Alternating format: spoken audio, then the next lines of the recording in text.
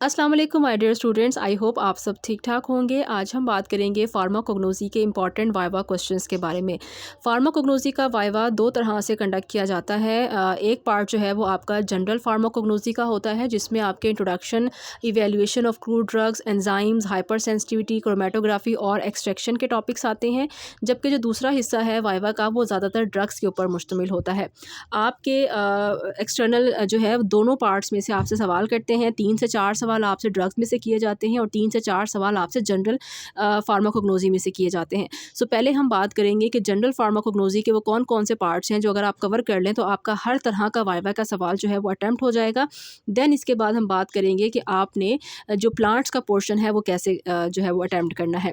सो आपको पता है कि जो आपका फार्माकोग्नोसी है, इसका प्रैक्टिकल जो है वो 100 मार्क्स का होता है, जिसमें से 15 नंबर 10 नंबर जो है वो आपकी कॉपी के होते हैं, 5 नंबर आपके इंटरनल असेसमेंट के होते हैं, 35 मार्क्स का आपका रिटन आता है, जिसमें एक सवाल क्रोमेटोग्राफी का दिया जाता है और एक सवाल जो है वो किसी भी तरह की ड्रग आपको दे दी जाती है। उसके बाद जो 50 मार्क्स बचते हैं उसमें आपका वाइवा या परफॉर्मेंस होती है। परफॉर्मेंस पे अक्सर कॉलेजेस में ज़्यादा जोर नहीं दिया जाता। ज़्यादातर जो इंपॉर्टेंट चीज़ होती है वो आपका वाइवा है, और कोग्नोसी का वाइवा बहुत आसान होता है। ये तकरीबन 21 ऐसे सवाल हैं जो मैंने आपकी जनरल फार्माकोग्नोसी में से लिखे हैं। अगर आप ये 21 के 21 सवाल अच्छे से तैयार कर लेते हैं तो आपका जनरल का एक क्वेश्चन भी स्किप नहीं होगा। सो स्टार्ट करते हैं कि जनरल फार्माकोग्नोसी में कौन कौन से क्वेश्चंस आपसे पूछे जा सकते हैं। सबसे पहले आप किससे जो भी सब्जेक्ट आपका है उसकी आपको डेफिनेशन बहुत अच्छे से आनी चाहिए। जैसे कि फार्माकोग्नोसी क्या होती है, तो फार्माकोग्नोसी एक ग्रीक ज़बान का वर्ड है जिसका मतलब होता है स्टडी ऑफ क्रूड ड्रग्स। ठीक है, उसके बाद आप बताएंगे कि व्हाट इज़ क्रूड ड्रग। जैसे ही आपके मुंह से लफ्ज़ क्रूड ड्रग निकलेगा तो आपका एक्सटर्नल आपसे पूछेगा कि क्रूड ड्रग्स क्या होती हैं।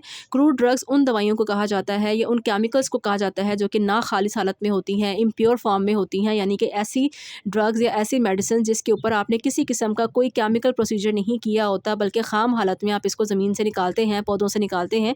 इसको आप क्रूड ड्रग्स कहते हैं। क्रूड ड्रग्स दो तरह की होती हैं, एक होती हैं ऑर्गेनाइज्ड ड्रग्स, दूसरी आपके पास होती हैं अनऑर्गेनाइज्ड ड्रग्स। ऑर्गेनाइज्ड ड्रग्स में वो ड्रग्स आती हैं जिनको आप डायरेक्ट पौधों से तोड़ सकते हैं, जिसके लिए पौधे को किसी किस्म का कोई नुकसान नहीं पहुंचाना पड़ता। यानी कि अगर आपको पौधे से पत्ते चाहिए, बीज चाहिए, उसके रूट्स चाहिए, राइजोम चाहिए, फ्रूट चाहिए, तो उसके लिए आपको पौधे के ऊपर कट नहीं लगाना पड़ता, पौधे को इंजरी नहीं देनी पड़ती, उनको आप डायरेक्ट हासिल कर सकते हैं। इनको हम ऑर्गेनाइज्ड ड्रग्स कहते हैं। जबकि अनऑर्गेनाइज्ड ड्रग्स वो ड्रग्स होती हैं जिनको पौधों से हासिल करने के लिए आपको पौधे के ऊपर किसी किस्म का कोई फिजिकल इंजरी या कट लगाना पड़ता है, जैसे कि गम अकेशिया या ड्रम ट्रैगाकैंथ। फिर आता है कि क्रूड ड्रग्स को क्लासीफाई करें। इनकी 4 तरीके से हम क्रूड ड्रग्स को क्लासीफाई करते हैं: morphological method, taxonomical method, pharmacological method और केमिकल मेथड। ये आपकी बुक के अंदर बाकायदा एक टेबल्स दिए गए हैं जिसमें आपको बताया गया है कि मॉर्फोलॉजी की बेस पर, यानी कि स्ट्रक्चर की बेस पर, शेप की बेस पर हम ड्रग को डिवाइड करते हैं, जिसमें 2 तरह के आते हैं: ऑर्गेनाइज्ड ड्रग्स और अनऑर्गेनाइज्ड ड्रग्स। अगर आप ड्रग्स को क्लासीफाई करते हैं उनके ग्रुप्स की बेस पर, फाइलम की बेस पर, उनके किंगडम की बेस पर, उनकी क्लास की बेस पर उनको कैटेगराइज करते हैं, तो इसको हम टेक्सोनॉमिकल मेथड कहते हैं। ठीक है, इसके अलावा अगर आप ड्रग्स को क्लासीफाई करते हैं उनके केमिकल एक्शन की बेस पर, या वो कौन सी दवाई जो है वो कैंसर के लिए इस्तेमाल होती है उनको अलग कर दें, कौन सी दवाई टीबी के लिए इस्तेमाल होती है उसको अलग कर दें, तो आपने मुख्तलिफ ड्रग्स को उनके केमिकल एक्शन की बेस पर अलग कर दिया है। इसको आप फार्माकोलॉजिकल मेथड ऑफ क्लासिफिकेशन कहते हैं। और फिर आता है केमिकल मेथड। केमिकल मेथड में हम ड्रग्स को क्लासीफाई करते हैं उनकी केमिकल नेचर की बेस पर, यानी कि वो ड्रग्स जिनके अंदर शुगर्स हैं उनको अलग कर दें, वो ड्रग्स जिनके अंदर नाइट्रोजन्स हैं उनको अलग कर दें, वो ड्रग्स जिनसे हमें वोलेटाइल ऑयल मिलते हैं उनको अलग कर दें। इस बेस पर अगर आप क्लासीफाई करते हैं तो इसको आप केमिकल मेथड कहते हैं। देन आता है ई वैल्यूएशन ऑफ क्रूड ड्रग, जो कि बहुत इंपॉर्टेंट है। ई वैल्यूएशन का मतलब होता है जांच पड़ताल करना, अंदाज़ा लगाना कि आप ड्रग्स को कैसे ईवैल्यूएट करते हैं। ड्रग्स को ईवैल्यूएट करने के 4 मेथड्स होते हैं या 4 स्टेप होते हैं। सबसे पहले ड्रग्स की ऑर्गेनोलेप्टिक ईवैल्यूएशन की जाती है, देन हम उसको फिजिकल ईवैल्यूएशन से गुजारते हैं, उसके बाद हम उसकी केमिकल तज्जियाकारी करते हैं और फिर हम उसकी बायोलॉजिकल तज्जियाकारी करते हैं। ऑर्गेनोलेप्टिक ईवैल्यूएशन क्या होती है कि अगर आप अपनी ऑर्गन्स का, अपनी हिस्सों का, अपनी सेंसेस का इस्तेमाल करके ड्रग्स को आइडेंटिफाई करते हैं तो इसको आप ऑर्गेनोलेप्टिक इवैल्यूएशन कहते हैं, जो कि आपके वाइवा का एक बहुत इंपॉर्टेंट पार्ट है। आपके पास जो भी आपके कॉलेजेस से जिससे भी आप बिलोंग करते हैं, आपकी लैब्स के अंदर कुछ ना कुछ क्रूड ड्रग्स मौजूद होती हैं। आपके जो इंटरनल होते हैं वो क्या करते हैं, उन क्रूड ड्रग्स में से 5 से 6 क्रूड ड्रग्स जो हैं वो एक्सटर्नल के आगे रख लेते हैं। फॉर एग्ज़ाम्पल ज़ीरा हो गया, सौंफ हो गई, ग्लिसराइज़ा हो गया, इसके अलावा जो है वो कोलोसिंथ हो गया और गम अकेशिया हो गई, गम ट्रागाकैंथ हो गई। ये मोस्टली वो ड्रग्स हैं जो कि तमाम कॉलेजेस के अंदर अवेलेबल होती हैं। इन ड्रग्स को क्रूड फॉर्म में एक्सटर्नल के आगे रखा जाता है। एक्सटर्नल एक ड्रग के ऊपर हाथ रखता है और आपसे पूछता है कि इसको इवैल्यूएट करें, यानी इसकी ऑर्गेनोलेप्टिक इवैल्यूएशन करें। अब इसका मतलब ये है कि वो आपसे पूछना ये चाह रहा है कि अपनी आँखों का, अपनी नाक का, अपने कान का, अपने हिस्सों का इस्तेमाल करके बताएँ कि ये कौन-सी ड्रग है। सो आपने अपनी सेंसेस का इस्तेमाल करके, या कौन-सी सेंस आपने अपने देखने की सेंस इस्तेमाल करके बताना है कि ये सौंफ है, ये ज़ीरा है। आप उसको सूंघ भी सकते हैं, उसके लिए आप सूंघने की हिस्से इस्तेमाल करते हैं। आप उसको टच कर सकते हैं, उसके लिए आप अपनी जो सेंस की हिस्स है वो जो टच की हिस्स है वो इस्तेमाल करते हैं। तो अगर आप अपनी हिस्सों का इस्तेमाल करके ड्रग्स को आइडेंटिफ़ाई करते हैं, that is called organoleptic evaluation. ये सबसे पहला स्टेप होता है ड्रग्स को आइडेंटिफ़ाई करने का। जब आप ड्रग्स की ऑर्गेनोलेप्टिक इवैल्यूएशन कर लेते हैं, फिर आपने उसकी फ़िज़िकल इवैल्यूएशन करनी होती है। फ़िज़िकल इवैल्यूएशन ये होता है कि आप ड्रग्स इसके ऊपर आपको कुछ टेस्ट करने पड़ते हैं, जैसे कि chromatography is a physical evaluation, spectroscopic analysis is a physical evaluation, जिसमें आप ड्रग्स को एक प्रॉपर प्रोसीजर से गुज़ारते हैं। और हम क्या चेक करते हैं, हम चेक करते हैं कि जो ड्रग है उसका मेल्टिंग पॉइंट क्या है, इसका बॉइलिंग पॉइंट क्या है, वो कितने % विस्कस है, थिक है, उसके अंदर कितनी इलास्टिसिटी मौजूद है। तो अगर आप ये सब चीज़ें करते हैं तो इसको आप फ़िज़िकल इवैल्यूएशन करते हैं। जब आप फ़िज़िकल इवैल्यूएशन कर लेते हैं तो उसके बाद आपके पास नेक्स्ट स्टेप आता है कि इसको केमिकल इवैल्यूएशन करें। केमिकल इवैल्यूएशन ये होती है कि आप उसके ऊपर केमिकल टेस्ट करते हैं, उसके ऊपर केमिकल्स का, इंग्रेडिएंट्स का इस्तेमाल करते हैं और ये चेक करते हैं कि जो भी आपकी ड्रग है इसके अंदर कितने % प्रोटीन्स हैं, कितनी इसके अंदर फ़ैट्स हैं, कितनी इसके अंदर जो है वो शुगर्स हैं। सो अगर आप मुख्तलिफ़ तरह के केमिकल टेस्ट, जैसे कि आपने बायोकेमिस्ट्री में अपनी कॉपी के अंदर टेस्ट लिखे होंगे, जिसमें आपने मॉलिश टेस्ट लिखा है, आयोडीन टेस्ट लिखा है, बेनेडिक्ट टेस्ट लिखा है, बारफोर टेस्ट लिखा है, ये वो सारे के सारे केमिकल टेस्ट हैं जिसमें हमने केमिकल इंग्रेडिएंट्स का इस्तेमाल करके ये आइडेंटिफ़ाई किया है कि हमारी ड्रग्स के अंदर कौन-कौन से कीमियाई अज्जा मौजूद होते हैं।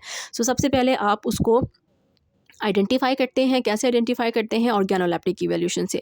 फिर आप उसकी फ़िज़िकल टेस्टिंग करते हैं क्रोमैटोग्राफ़ी के ज़रिए से, टाइट्रेशन के ज़रिए से। फिर आप उसकी केमिकल इवैल्यूएशन करते हैं जिसमें आप उस पे केमिकल टेस्ट करते हैं। फिर आखिर में आप उसकी बायोलॉजिकल इवैल्यूएशन करते हैं कि यानी कि जब आपकी ड्रग जो है उसके अंदर केमिकल्स का पता चल जाता है, फिर आप जानदारों के ऊपर उस ड्रग को टेस्ट करते हैं और चेक करते हैं कि ये जो ड्रग है ये जानवरों के ऊपर और इंसानों के ऊपर किस तरह से काम करती है और वो इंसानों और जानवरों के लिए मुफीद है या नहीं। तो इस तरह के बाद आपकी जो ड्रग है वो मार्केट के अंदर आती है।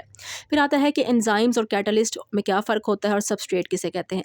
एंजाइम्स जो हैं वो ऑर्गेनिक चीज़ें होती हैं जो कि किसी भी केमिकल रिएक्शन को तेज़ करने के काम आते हैं। एंजाइम चीज़ों की ब्रेक डाउन करते हैं, जबकि कैटलिस्ट जो हैं ये भी आपके पास ऐसे केमिकल्स होते हैं जो कि चीज़ों को ब्रेक डाउन करते हैं।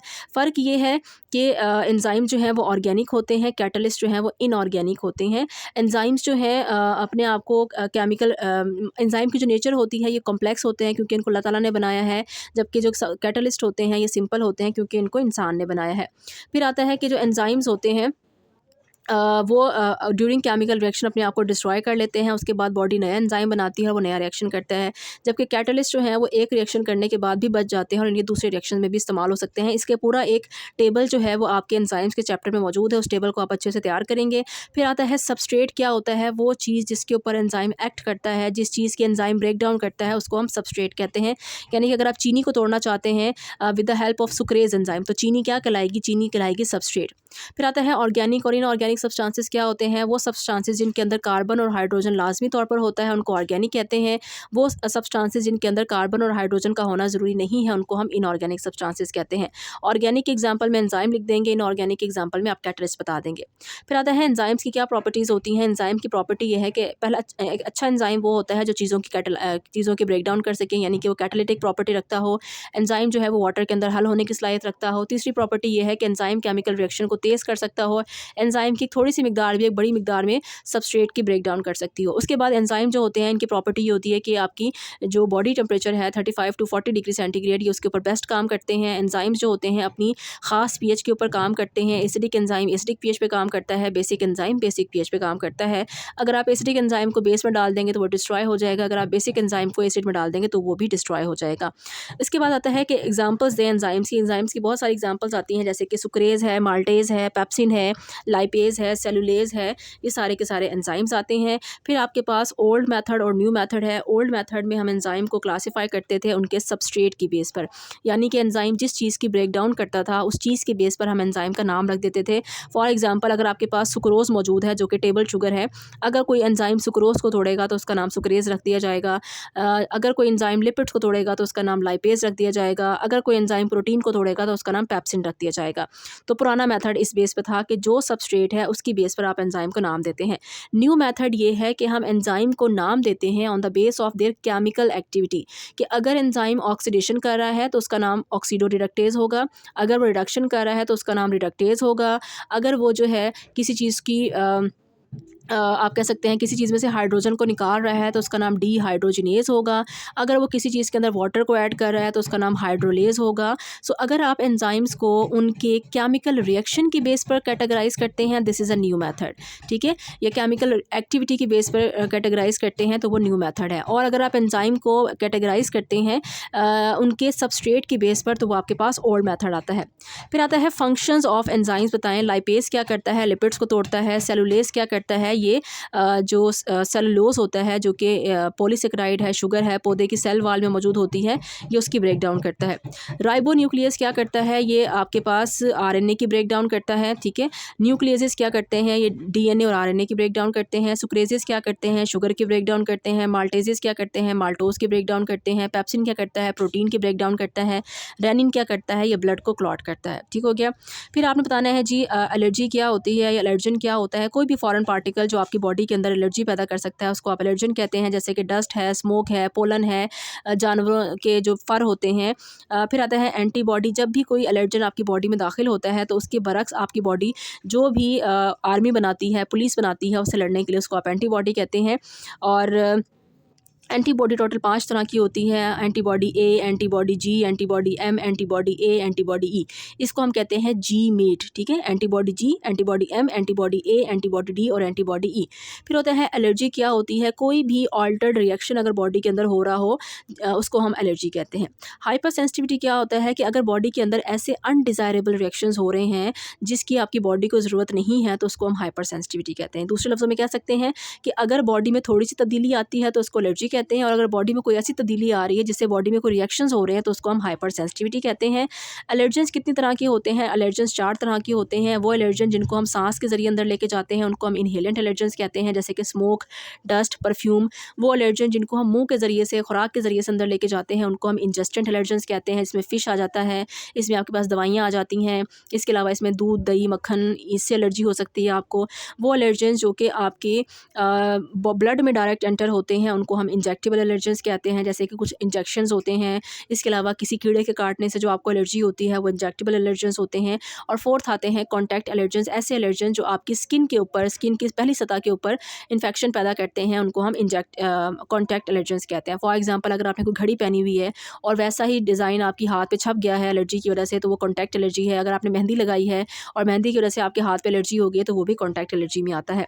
फिर आता है कि हाइपर सेंसिटिविटी की कितनी टाइप्स होती हैं। हाइपर सेंसिटिविटी की टोटल 4 टाइप्स होती हैं, टाइप 1, टाइप 2, टाइप 3, टाइप 4। आपको इनके दूसरे नाम भी आने चाहिए। टाइप 1 को हम इमीडिएट हाइपर सेंसिटिविटी कहते हैं क्योंकि इसकी अलामत फ़ौरन ज़ाहिर होती हैं। टाइप 2 को हम एंटीबॉडी डिपेंडेंट साइटोटॉक्सिसिटी कहते हैं। टाइप 3 को हम जो है वो इम्यून कम्प्लेक्स डिसऑर्डर्स कहते हैं, और टाइप 4 को हम डिलेड हाइपर सेंसिटिविटी कहते हैं, ठीक है। फिर आपको ये पता होना चाहिए कि जो टाइप 1 हाइपर सेंसिटिविटी है उसमें कौन सी एंटीबॉडी है, टाइप 2 में कौन सी है, टाइप 3 में कौन सी है। तो टाइप 1 हाइपर सेंसिटिविटी में एंटीबॉडी ई इन्वॉल्व है, टाइप 2 में एंटीबॉडी जी और एम इन्वॉल्व है, टाइप 3 में एंटीबॉडी जी इन्वॉल्व है, और टाइप 4 में कोई एंटीबॉडी इन्वॉल्व नहीं है, इसमें आपके टी सेल्स इन्वॉल्व हैं। इसकी एक टेबल आपकी बुक के अंदर मौजूद है, उस टेबल को ज़रा आप अच्छे से देख लेंगे। उसके बाद आपने एग्जाम्पल्स देनी है कि टाइप 1 की एग्जाम्पल में कौन सी बीमारी आ सकती है। एस्थमा हो सकता है, आपको एलर्जी हो सकती है, आपको एलर्जिक रिनाइटिस हो सकता है, लोकल एनाफाइलैक्सिस हो सकता है, सिस्टेमिक एनाफाइलैक्सिस हो सकता है। फिर आपने टाइप 2 की एग्जांपल देनी है, एरिथ्रोब्लास्टोसिस फेटालिस हो सकता है, मिस्थेनिया ग्रेविस हो सकता है। फिर आपने टाइप 3 की एग्जांपल देनी है, इसमें आपको सीरम सिकनेस हो सकती है, और टाइप 4 में आपको कॉन्टैक्ट डर्माटाइटिस और डायबिटीज़ वगैरह हो सकती है। तो ये सारा का सारा एक टेबल बना हुआ है आपकी बुक के अंदर, वहाँ से आप इसको अच्छे से उस टेबल को बस याद कर लेंगे तो ये जो टॉपिक है आपका हाइपर सेंसिटिविटी वाला वो आराम से वहाँ से कवर हो जाएगा। हर तरह का आपका वाइवा का सवाल वहाँ से निकल जाएगा। फिर आता है कि एलर्जी की ट्रीटमेंट कैसे करनी है। एलर्जी की ट्रीटमेंट जो है वो हम 3 तरह से करते हैं। एक होता है कि सबसे पहले अवॉइडेंस थेरेपी, सेकंड आता है फार्माकोथेरेपी, थर्ड आता है इम्यूनोथेरेपी। अवॉइडेंस थेरेपी ये है कि अगर आपको जिस चीज़ से भी एलर्जी है उसको अपनी लाइफ से निकाल दें। फॉर एग्जांपल पोलन से एलर्जी है तो पोलन्स वाली जगहों पे ना जाएं, डस्ट से एलर्जी है तो डस्ट को अवॉइड करें, परफ्यूम से एलर्जी है तो परफ्यूम को छोड़ दें, अगर आपको खाने में किसी चीज़ से एलर्जी है तो उस चीज़ का इस्तेमाल जो है वो ज़िंदगी से ख़त्म कर दें। सेकंड आपके पास आता है कि अगर आपको एलर्जी हो गई है फिर अब क्या करें, अब आप क्या करेंगे, अब आप मेडिसिन का इस्तेमाल करेंगे, इसको आप कहते हैं फार्माकोथेरेपी। इसमें हम एंटीहिस्टामीन्स इस्तेमाल कर सकते हैं। फर्स्ट जनरेशन एंटीहिस्टामीन्स होती हैं जो कि सबसे पहले दरियाफ्त हुई थी, उसके बाद सेकंड जनरेशन एंटीहिस्टामीन्स होती हैं वो हम इस्तेमाल कर सकते हैं। इसके अलावा ल्यूकोट्राइन्स पाथवे इनहिबिटर्स जिसमें मोंटिलो कास्ट आता है वो भी इस्तेमाल कर सकते हैं। थर्ड तरीकाकार ये होता है कि आप इम्यूनोथेरेपी इस्तेमाल करें। इम्यूनोथेरेपी क्या होती है कि अगर आपके ऊपर अवॉइडेंस थेरेपी काम नहीं कर रही और आपको दवाइयों से भी आराम नहीं आ रहा तो हम क्या करते हैं, हम इम्यूनोथेरेपी करते हैं। इम्यूनोथेरेपी में जिस चीज़ से आपको एलर्जी होती है उस एलर्जेंस को आपकी बॉडी के अंदर इंट्रोड्यूस कराया जाता है फॉर अ लॉन्ग टर्म। फिर उसकी आपकी बॉडी जो है वो उसकी आदी हो जाती है और उसके बाद आपकी बॉडी उस एलर्जन से रिएक्शन करना छोड़ देती है। लेकिन इसमें तकरीबन 3 से 4 साल का जो है वो टाइम लगता है, तो ये जो ट्रीटमेंट है वो थोड़ा लंबा होता है। उसके बाद आ जाता है जनाब हमारे पास ब्लड टेस्ट और स्किन टेस्ट क्या होते हैं कि एलर्जी को डायग्नोस करने के लिए हम दो तरह के ब्लड टेस्ट करते हैं, 3 तरह के हम स्किन टेस्ट करते हैं। पहले हम बात करते हैं कि एलर्जी की डायग्नोसिस के लिए कौन कौन से स्किन टेस्ट होते हैं। इसमें आपके पास पैच टेस्ट आता है, इसके अलावा स्क्रैच टेस्ट आता है और इंट्राडर्मल टेस्ट आता है। अगर आपको नाम भी आते हैं तो भी ओके है। ब्लड टेस्ट में 2 तरह के टेस्ट आते हैं, इसमें आपका खून लिया जाता है और 2 तरह के टेस्ट किए जाते हैं लेबॉर्ट्री के अंदर। एक का नाम होता है रास्ट जिसमें हम रेडिएशंस का इस्तेमाल करते हैं, दूसरा जो आपके पास होता है वो होता है एलाइजा जिसमें हम एंजाइम्स लिंक्ड एंटीबॉडी का इस्तेमाल करते हैं। देन आता है क्रोमेटोग्राफी क्या होती है और आरएफ वैल्यू क्या होते हैं। अगर आप किसी भी मिक्सचर में मौजूद कंपोनेंट्स को अलग करते हैं उनकी पोलैरिटी की बेस पर, उसको हम क्रोमेटोग्राफी कहते हैं। RF is called retention factor, ठीक है। ये एक फार्मूला है जिसमें हम लिखते हैं कि मूवमेंट ऑफ सॉल्यूट्स, यानी कि आपके सबसे पहले सब्सटेंस ने कितना डिस्टेंस तय किया divided by the movement of the solute, कि आपका जो लिक्विड है उसने कितना डिस्टेंस तय किया। तो इसका एक फार्मूला आपकी बुक के अंदर लिखा हुआ, distance covered by the substance divided by the distance covered by the जो भी आप लिक्विड यूज़ करते हैं क्रोमेटोग्राफी के लिए मोबाइल फेस वो भी आप लिख सकते हैं। तो लफ्ज़ आरएफ का मतलब होता है रिटेंशन फैक्टर। ये बहुत ज़्यादा वाइवा में पूछा जाता है कि आरएफ का फार्मूला बताएं। फिर आपके पास टाइप्स ऑफ क्रोमेटोग्राफी क्या होती है। क्रोमेटोग्राफी की 3 तरह की टाइप्स होती हैं। पेपर क्रोमेटोग्राफी हो सकता है, हम थिन लेयर क्रोमेटोग्राफी कर सकते हैं, इसके अलावा हम कॉलम क्रोमेटोग्राफी कर सकते हैं। देन आता है टेक्निक्स ऑफ क्रोमेटोग्राफी। ये 2 डिफरेंट चीज़ें हैं। टाइप्स ये है कि कितने तरीक़ों से कितनी इकसाम है क्रोमेटोग्राफी की। टेक्निक्स ये हैं कि कितने तरीक़ों से आप एक क्रोमेटोग्राफी कर सकते हैं। फॉर एग्जांपल पेपर क्रोमेटोग्राफी है वो टाइप है, थिन लेयर क्रोमेटोग्राफी है वो टाइप है। अब पेपर क्रोमेटोग्राफी करने के कितने तरीके हैं, दैट इज़ कॉल्ड टेक्निक्स। हम ascending paper chromatography, descending paper chromatography, circular paper chromatography, radial paper chromatography ये सब कर सकते हैं। सो टेक्निक्स के नाम आपको आने चाहिए। असेंडिंग वो होता है जिसमें कलर जो है वो ऊपर की तरफ सेपरेट होते हैं। डिसेंडिंग वो होता है जिसमें कलर्स नीचे की तरफ सेपरेट होते हैं।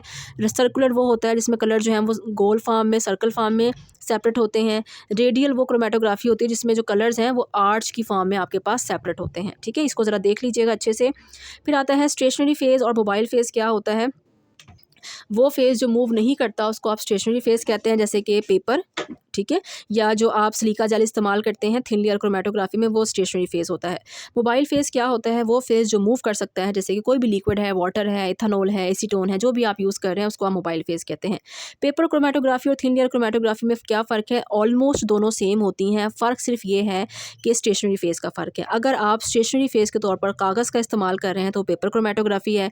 अगर आप स्टेशनरी फेज़ के तौर पर किसी भी एडसॉर्बेंट का इस्तेमाल कर रहे हैं, सिलिका जेल, एल्यूमिनियम हाइड्रोक्साइड का इस्तेमाल कर रहे हैं, तो वो आपके पास थिन लेयर क्रोमेटोग्राफी है। ये बहुत बहुत इंपॉर्टेंट आपका वाइवा का सवाल है।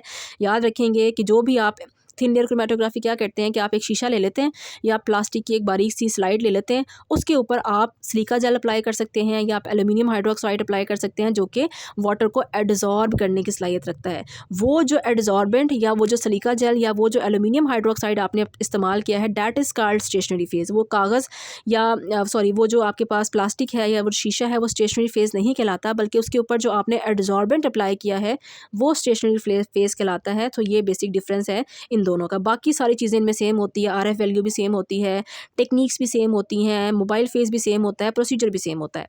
एक्सट्रैक्शन और मेंस्ट्रुम क्या होता है? एक्सट्रैक्शन एक ऐसा प्रोसेस है जिसमें हम किसी भी मिक्सचर में मौजूद चीज़ों को सेपरेट कर सकते हैं उनकी सॉल्युबिलिटी की बेस पर। एक्सट्रैक्शन करने के लिए आपको जिस लिक्विड का इस्तेमाल करना पड़ता है उसको हम मेंस्ट्रुम कहते हैं। ये वाटर भी हो सकता है या ये कोई और भी लिक्विड हो सकता है। मार्क क्या होता है? एक्सट्रैक्शन करने के बाद जो वेस्ट मटीरियल बचता है उसको आप मार्क कहते हैं।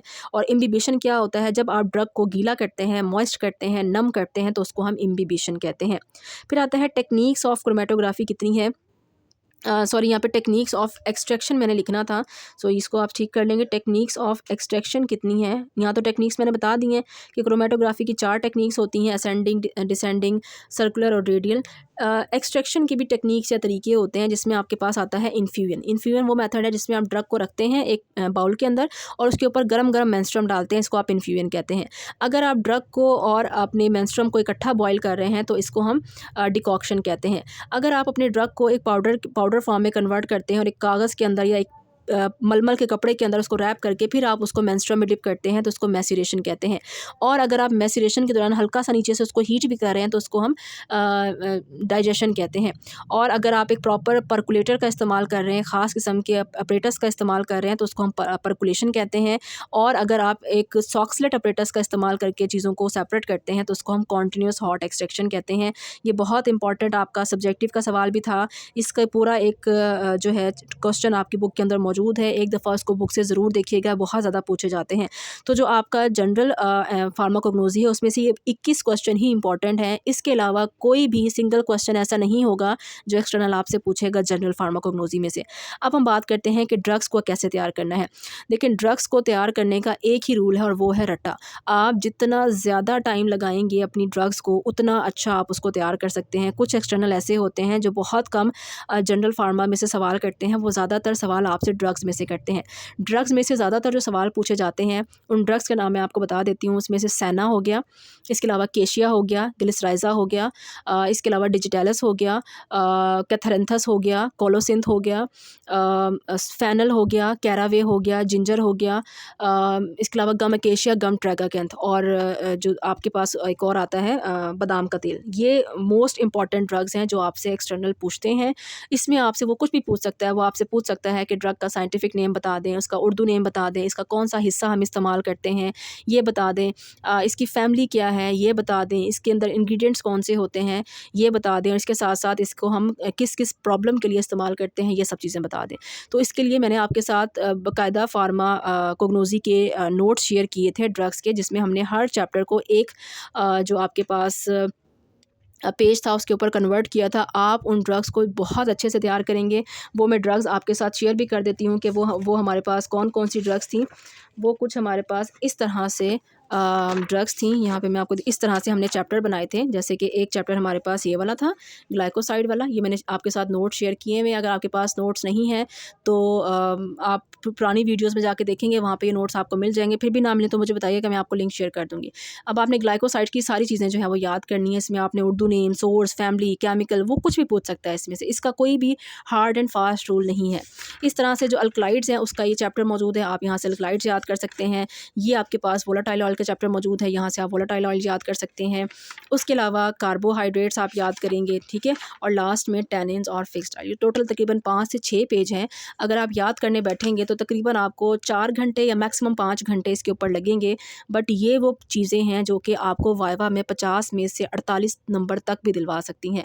सो अभी आपके ऊपर है कि आप किस तरह से इसको मैनेज करते हैं। बेहतर है कि आप तमाम प्लांट्स का at least scientific name, Urdu name और फैमिली ज़रूर याद कर लें। फैमिली और साइंटिफिक नेम सबसे ज़्यादा पूछे जाते हैं। पार्ट यूज़ बेशक नहीं याद होता, छोड़ दें। केमिकल क्लास नहीं याद हो रही, छोड़ दें और उसका यूज़ याद कर लें। साइंटिफिक नेम, फैमिली और उसका यूज़ एटलीस्ट आपको याद होना चाहिए। अगर आप ये अच्छे से कर लेते हैं तो इंशाल्लाह आप कोग्नोसी में बहुत अच्छे नंबरों से पास हो सकते हैं। तो ये थी जी आज की video about pharmacognosy. I hope video आपको पसंद आई होगी या आपके लिए हेल्पफुल रही होगी। और जब आप अपना प्रैक्टिकल देकर आएंगे, अपने वाइवा देकर आएंगे, तो मुझे ज़रूर बताइएगा इसमें से कितने क्वेश्चंस आपसे पूछे गए और आप कितनों का आंसर ठीक से दे पाए। Thank you so much. अल्लाह हाफ़िज़।